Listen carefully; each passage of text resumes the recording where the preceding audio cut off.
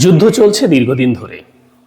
আন্তর্জাতিক মার্কেটে কে কত অর্থমূল্যে লাভবান হলো, কার কত অর্থ লস হলো, এই নিয়ে সমস্ত ভিডিও দেখবেন, সমস্ত রিপোর্ট দেখবেন। আমেরিকা কত লস করলো, কত মার্কিন ডলার তার গেল, ইসরায়েলের কত লস হলো, ইরানের কত লস হলো। এই লসগুলো সবই টাকার অঙ্কে। কোথাও কোনো আলোচনায় আপনারা দেখতে পাবেন না যে সাধারণ মানুষের ক্ষয়ক্ষতি কেমন হলো, কতজন মানুষের প্রাণ গেল, কতজন মানুষ গৃহহীন হলো, কতজন মানুষ তার বাবা মাকে হারালো, কতজন শিশু অনাথ হলো।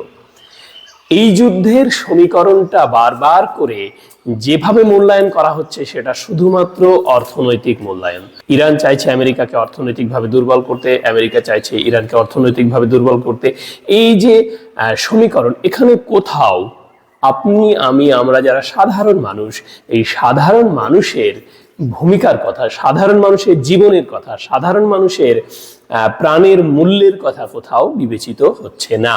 কারণ পৃথিবীর সমস্ত শক্তিধর রাষ্ট্রনায়করা, পৃথিবীর সমস্ত ধনকুবেররা, তারা আপনাকে আমাকে অর্থাৎ সাধারণ মানুষকে শুধুমাত্র সংখ্যা ছাড়া আর কিছুই মনে করে না। তাদের কাছে আমরা সাধারণ সংখ্যা ছাড়া আর কিছুই নই। এই সংখ্যার হিসাবে যুদ্ধ যেদিন শেষ হবে সেদিন হয়তো একটা রিপোর্ট আসবে, একটা হেডলাইন হবে যে এই যুদ্ধে ইরানের এত মানুষ নিহত হয়েছে, ইসরায়েলের এত মানুষ নিহত হয়েছে, আর আমেরিকার সৈন্য এত মানুষ নিহত হয়েছে।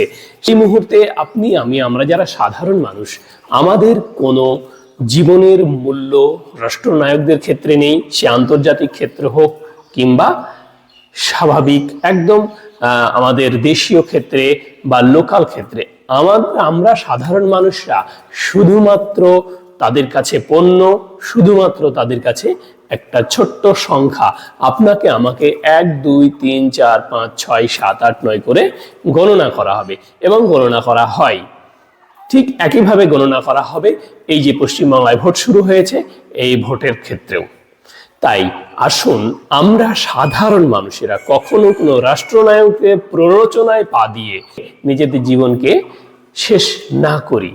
আসুন আমরা সাধারণ মানুষেরা সকলে মিলে নিজেদের জীবনের মূল্যায়ন করি, নিজেদের জীবনকে মূল্যবান করে তুলি।